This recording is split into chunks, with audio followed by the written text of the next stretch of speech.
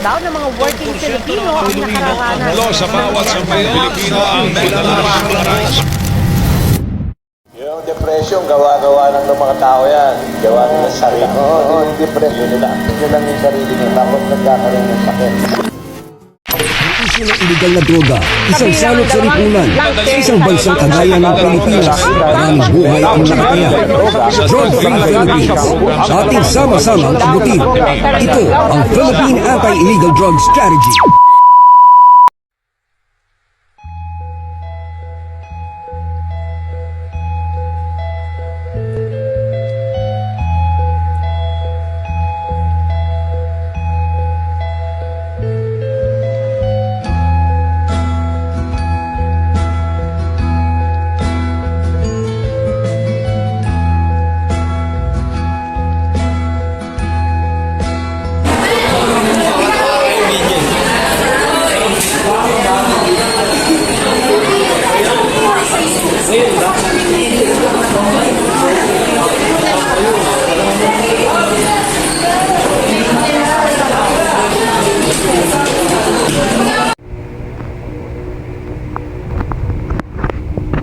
Uy, mahal. Hindi nga rito. Napapansin ko lang yung anak natin. Napakatahimik na ni Ellie. Na hindi ko na nga nakikitang masaya siya tuwing kasama yung si Isabela. Nawala na rin ang closest na ganda nating anak. Ano kaya nangyayari kay Ellie? Sobrang nag-aalala na ako para sa kanya. Napapansin ko yun, nakaraan pa. Sinusubukan ko sabi anak natin. Dahil laging sinasabi na okay lang siya. Kaya mo, lilipas din niya.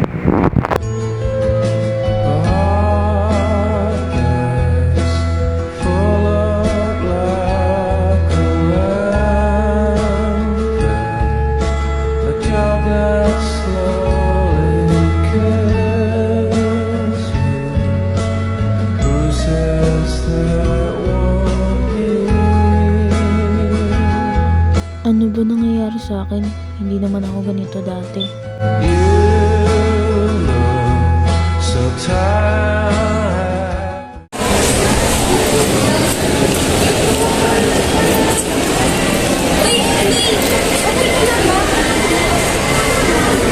Wala, pagod lang.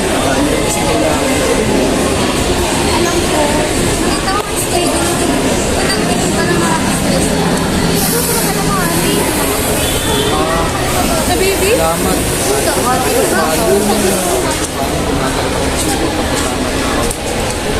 mo kailangan na yung sinabi sa baby.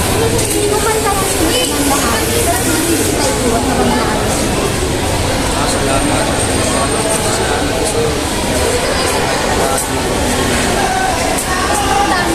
Nandito lang ako. Para sa baby. Sige, salamat.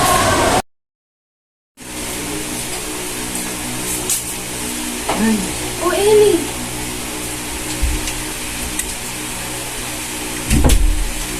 Buko ka nga. Ellie, anak, ano ba nangyayari sa'yo? Ba't ka ba nakakaganyan? Ang dami mo ng bisyo.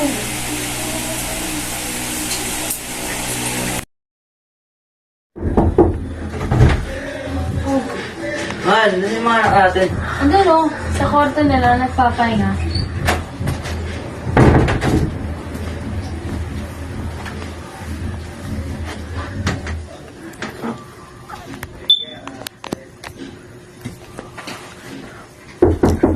Oh, sino na naman to? Magandang hapon po, Miss Lisa. Andito po ako para kausapin kayo. Ako sa anak niyo. Sige po, pasok po kayo. Inom po muna kayo ng tubig. Salamat po. Ano po ang sa inyo kay Ellie? Sa mga nakarang araw po kasi, napapansin ko lagi siyang nakatulala, hindi na rin po siya nagre-recite. At saka hindi na rin po siya ganun ka-active dito tulad ng dati. At kung maaari lang po, sana kausapin niyo po siya para malaman po natin kung ano yung problema. Ma'am, pagpasensyahan niyo na po. Kahit po ako, hindi ko na alam kung ano nangyayari kay Ellie. Pero sige, kakausapin ko po siya. Maraming salamat po. Ayun lang naman po yung concern ko sa inyo. Maraming salamat po ulit. At I hope that one day everything will be fine. Sige po, alis na po ako. Sige po.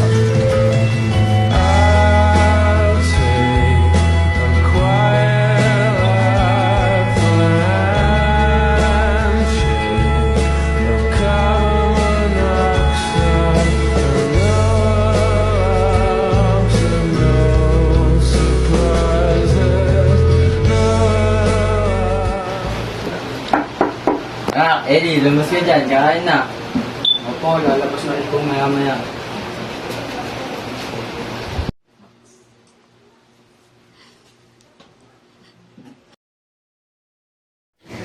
Uy, mahal, kamusta naman sa trabaho? Okay lang, wala nang problema. Anak, Ellie, kamusta ka na? May problema ka, sabihin mo sa amin ng nanay mo. Andito na kami para sa inyong dalawa. Opo pa, salamat po. Pasok na po sa kwarto. O Isabela, tama na yan.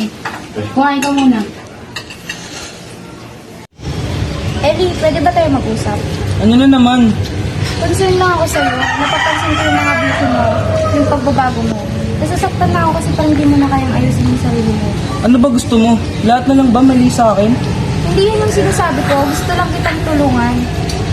Kung hindi mo kayang itindihin, wag na lang.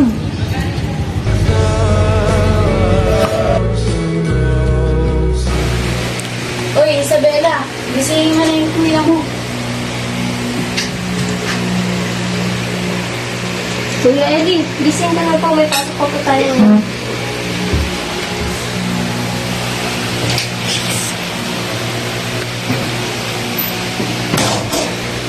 Kuya, pwede ka po ba yung makausap saglit? Miss na po kasi ito. Si Bella, sorry hindi pa rin kami nagkakausap ah. Hayaan mo, pag kumain ang lahat, magpapagil at magkukulitin ka na ulit ni Bella. Pero sa ngayon, hindi muna.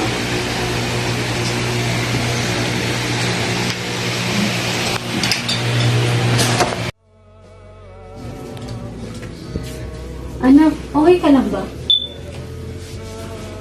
Sorry po ma, di po nakakapagsabi ng mga pinagdadaanan ko. Mas lalo kami nag-aalala pag hindi ka nagsasabi. Ano bang problema? Nape-pressure na po ako sa school. Hindi ko na rin po alam gagawin ko, baka po ma-disappoint po kayo. Naintindihan kita na. Hindi ka nag-iisa. Nandito lang kami ng papa mo para sa'yo. Opo, salamat po. Pasensya na po ulit. Bakit ko ba siya itinulak papalayo? Siya na nga naman nandyan para sa akin.